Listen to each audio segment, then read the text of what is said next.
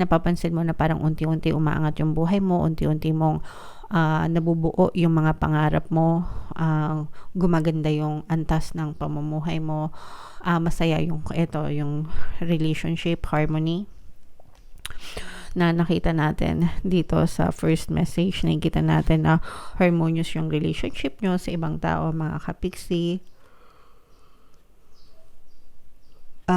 You're having a lot of good time, no? Connecting with new friends, pwedeng mga kaibigan, kapamilya.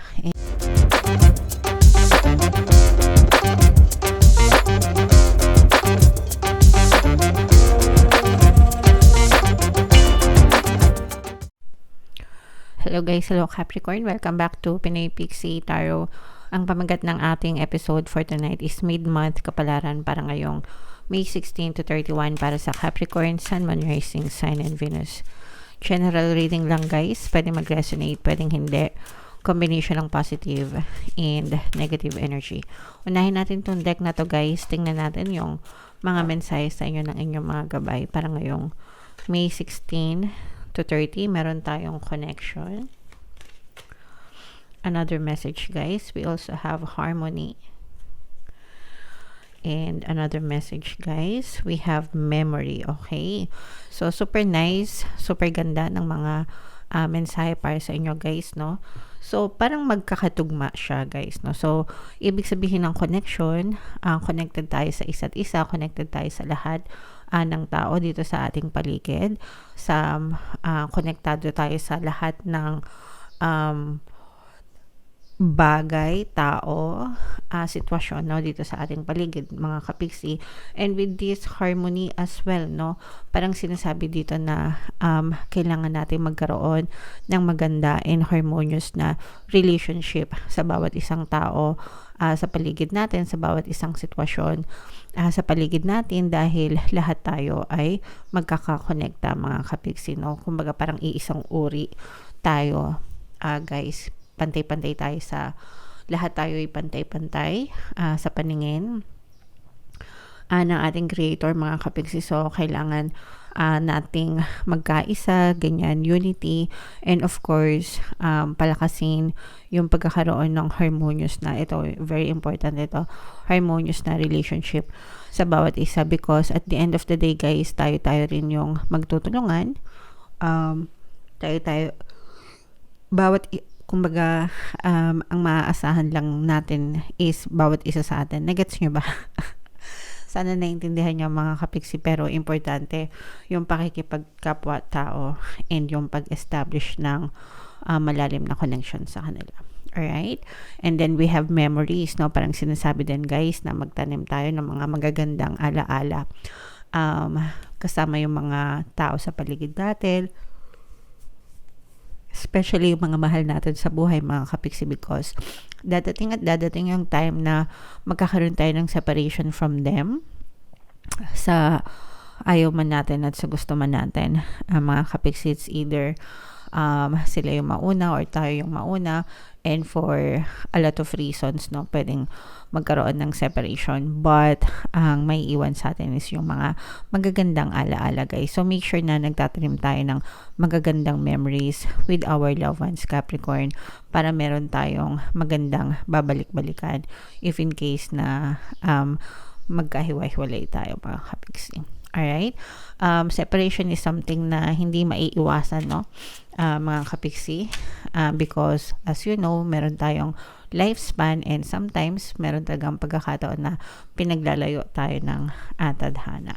Okay? Alright. So, yeah, yan ang mga mensahe sa inyo, Capricorn, ngayong May 16 to 30. Shuffle natin to guys. Tingnan natin yung energy nyo ngayon, May 16 to 30. Habang sinashuffle ko to, panoorin nyo muna yung video natin regarding sa ating paano mag-manifest ng abundance video course.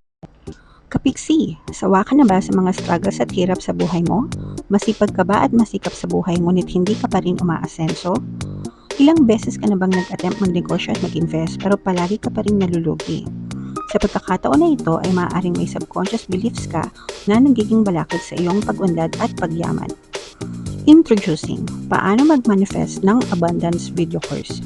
Dito ay matututunan mong ma-overcome ang mga balakid mo para tuluyan ka ng umunlad, umasenso, sumagana, maging matagumpay, successful at maswerte sa iyong kabuhayan, pera, trabaho, negosyo, salapi at kaperahan ng bonggang-bongga. Dali, mag-send na ng email sa pinoypixitaro@gmail.com at simulan na ang iyong pagyaman ngayon. Alright, so sabay-sabay tayo guys. Magpayaman ngayong 2024, mag-avail na kayo ng course. Sobrang ganda yan mga kapiksi. And ngayong May, no, meron tayong promo. Pwede kayo mamili guys kung anong promo gusto nyo. Pwedeng 1 free, pampaswerte subliminal, o kaya naman ay 200 pesos na discount until May 30 yan guys. Kaya mag-avail na kayo. And meron din tayong email coaching, manifest your desires using the law of attraction. If meron kayo guys na specific lang gusto nyo i-manifest, pwedeng love and relationship, pwedeng money or career, pwede kayo magpabook ng email coaching session with me. Mag-send lang kayo guys ng email sa pinoypixitaro@gmail.com. So, Capricorn guys, kayo ay represent ng Queen of Coins sa ating spread. Ito yung combination ng positive and negative energy. Unahin natin yung negative energy guys. Meron ditong presence ng water sign, Cancer, Pisces, Scorpio. For some of you, maaaring may water element kayo sa inyong natal chart. For some of you guys, maaring you may be dealing with a water sign. Pero ito guys, this is something negative in terms of, I think, relationship ito guys. Kasi parang magkakaroon kayo ng conflict with a specific person. Parang meron kayong madidiscover, meron kayong malalaman na sikreto, mga kapiksi tungkol dito sa person na to, and magkakause yun ng conflict between you and that person, at saka magkakause din siya ng trust issue, mga kapiksi, with that person, okay? Although nakikita naman natin dito na maaring humingi ng sorry itong person na to kung siya man ay magkasala sa'yo, or kung siya man yung may kasalanan, mga kapiksi, pwede itong mag-sorry sa'yo, ay nararamdaman din naman natin yung sincerity sa paghingi niya ng tawad sa'yo. Pero parang the damage has been done, no? Sometimes kasi kahit na mag-sorry, nandun yung sakit, hindi naman siya agad-agad mawawala, and at the same time parang maku-question na rin yung pagtitiwala nyo dito sa person na to, mga kapiksi. So, although, sabi ko nga guys, pwedeng sincere naman yung kanyang pagsusorry, pero it might take time. It might take time bago kayo maging okay ulit nitong person na to. Alright? Now, on the good side naman, mga kapiksi, pagdating naman sa iyong karera, pagdating sa iyong kabuhayan, maganda naman yung daloy ng kabuhayan mo. For some of you, parang unti-unting napapansin mo na parang unti-unti umaangat yung buhay mo, unti-unti mong nabubuo yung mga pangarap mo, gumaganda yung antas ng pamumuhay mo, masaya yung relationship, harmony na nakita natin dito sa first message. Nakikita natin na harmonious yung relationship nyo sa ibang tao, mga kapiksi. You're having a lot of good time, no? Connecting with new friends, pwedeng mga kaibigan, kapamilya, and mga kasamahan sa trabaho. Pero nakita natin na labis naman ang inyong kasiyahan. And sabi ko nga sa inyo guys, parang unti-unti yung na-fulfill yung mga dreams nyo, yung mga pangarap nyo sa buhay, dahil yan din sa inyong sipag at syaga guys. Okay, so syempre pag A for effort talaga, definitely magpapakita talaga yan ng magandang results sa inyo, basta sabayan nyo din ng positibong mental diet, mga kapiksi. Okay, so tingnan pa natin ito guys, no? Ito yung nagpapahirap ng kalooban nyo. Again, I think this is more on relationship, mga kapiksi, pero right now parang you're going back to your roots. Pwedeng to guys, no? Dahil sa pwedeng nagsinungaling sa'yo itong person na to, mga kapiksi, kasi nga sabi ko nga sa inyo, parang may nalaman ka na something, may na-discover ka na totoo about this person. So this may be a hidden lie, tinago, no? Parang tinagong kasinungalingan na parang ngayon lang na-reveal sa'yo, ngayon mo lang na-discover, ngayon mo lang nalaman, mga kapiksi. So ito talaga yung magiging source of conflict mo with this person guys, and sobrang pahihirapan nito yung iyong kalooban. Pero nakikita rin naman natin na pwedeng mas-save yung inyong relationship, kasi nga matibay naman yung connection nyo, and parang mas pipiliin mo na maging